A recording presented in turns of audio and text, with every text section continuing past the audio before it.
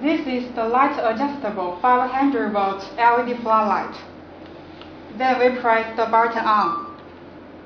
This is the 25% power of 500 watts. And press again the 50% power of 500 watts. Then the 75% power of 500 watts. Then the 100% the full power. Okay, now we press the bright minus button. You will see the brightness decreases gradually.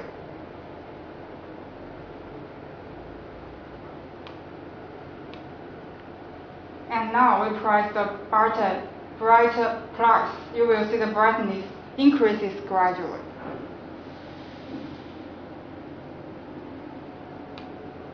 Then turn off.